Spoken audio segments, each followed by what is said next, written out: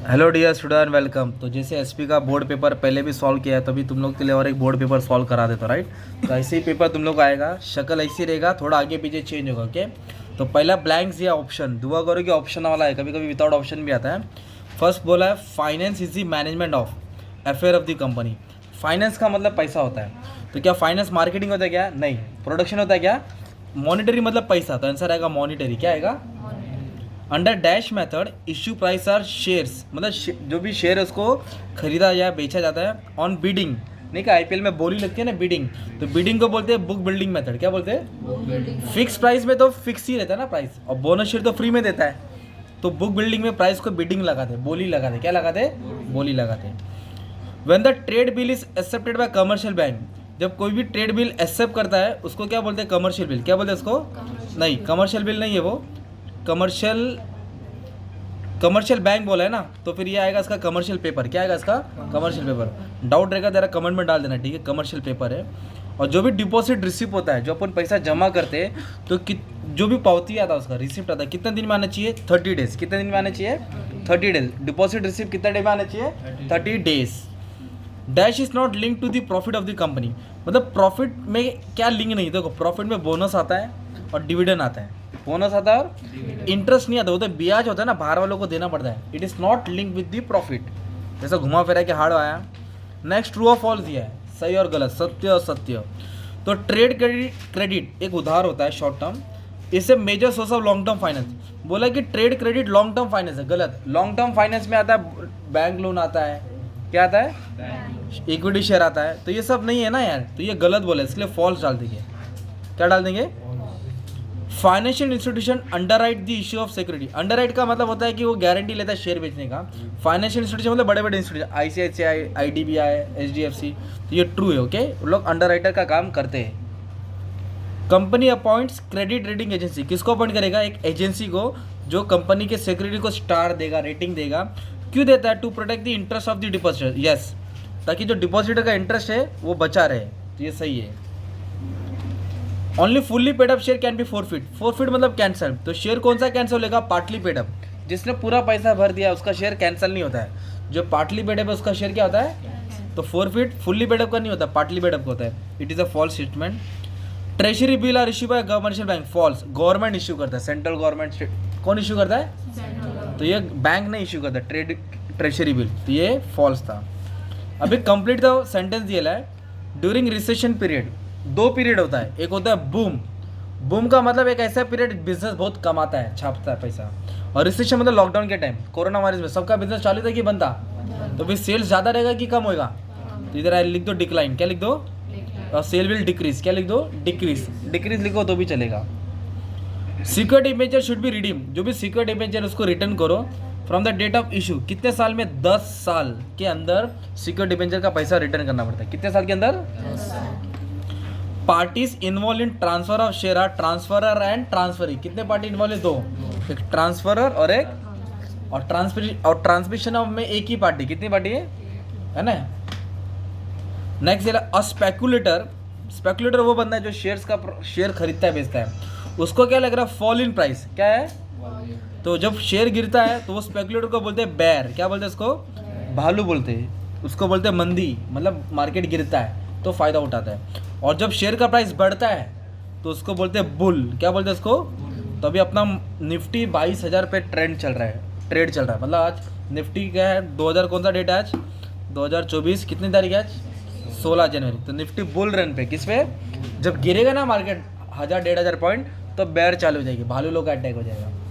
तो ये, और dividend can not be paid out of capital. Dividend ना प्रॉफिट से दिया जाता है, कैपिटल से नहीं। तो आपको याद करना पड़ेगा। फिर 5 मार्क का आया करंट का ऑप्शन, मैच द फॉलोइंग दिया है, उसका आंसर नीचे दिया है। तो पहला क्या दिया? Equity shares. तो इक्विटी शेयर्स का देखो एक रिलेशन मिला, फ्लक्चुएटिंग रेट ऑफ डिविडेंड। तो प्रेफरेंस शेयर का फिक्स डिविडेंड रेट होता है, तो इक्विटी शेयर का क्या होगा? फ्लक्चुएटिंग। मतलब फर्स्ट का आंसर ये है, एक आंसर है ना यार। पेमेंट ऑफ डिविडेंड इलेक्ट्रॉनिकली, मतलब डिविडेंड कैसे पे कर रहे हैं? इलेक्ट्रॉनिक। तो इसको होल्ड कर दो। निफ्टी, अभी मैंने क्या वर्ड बोला? निफ्टी मतलब 50। निफ्टी बोले तो किसका 50? एनएससी का, नेशनल स्टॉक एक्सचेंज का। तो इसका आंसर आएगा थर्ड। निफ्टी किसका इंडेक्स है? एनएससी का। निफ्टी किसका इंडेक्स है? और सेंसेक्स है ना, बॉम्बे स्टॉक एक्सचेंज का। किसका है? जिसमें 30 कंपनी है। निफ्टी में कितना कंपनी है? 50।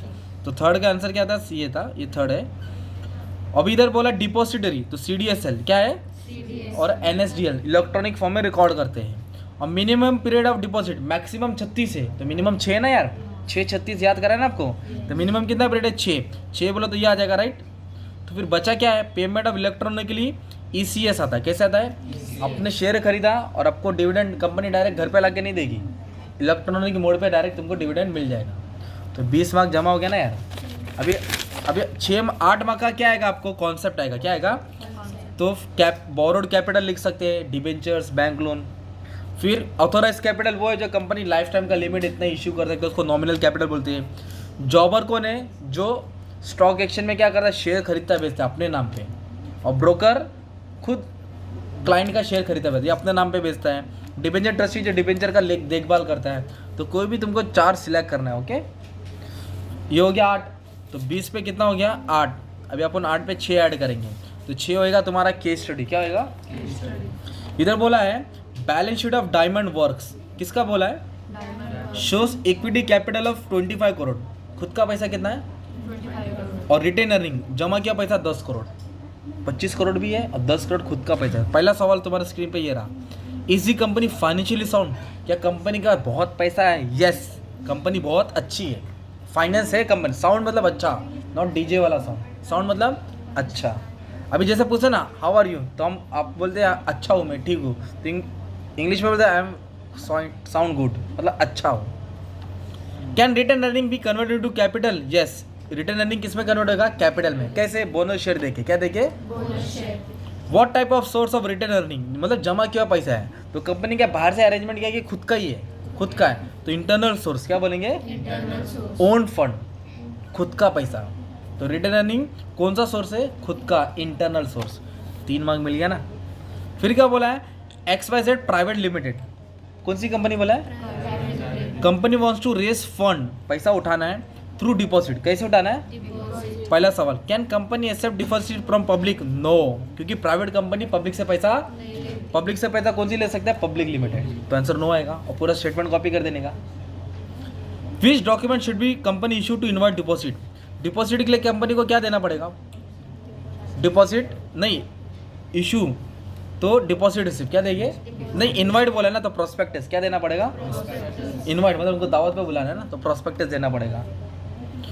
और मैक्सिमम पीरियड कितना है डिपॉजिट का? अभी तो मैंने बोला मिनिमम 6 है और मैक्सिमम 36, और मिनिमम है तो 6। किसका? डिपॉजिट। फिर और एक क्या बोला है?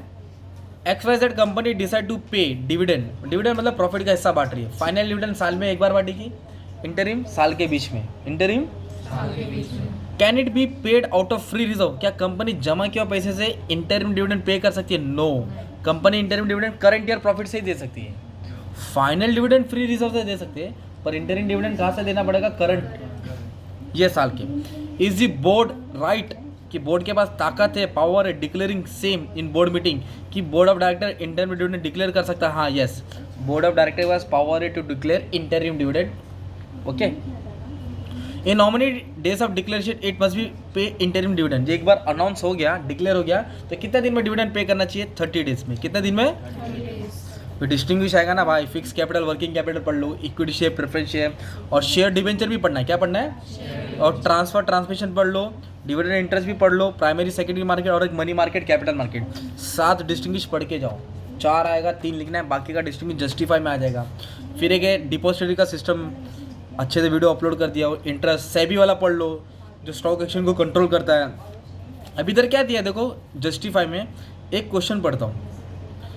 Depository provide easy and quick transfer. पुराने ज़माने में फिजिकल था, 4 दिन 6 दिन 8 दिन लगता था पेपर वर्क, तब जाके शेयर मिलता था। आज तो ऑनलाइन हो गया ना, इलेक्ट्रॉनिक फॉर्म, तो उसको डिपॉजिटरी सिस्टम बोलते, तो उसका इंपॉर्टेंस डाल देने का है।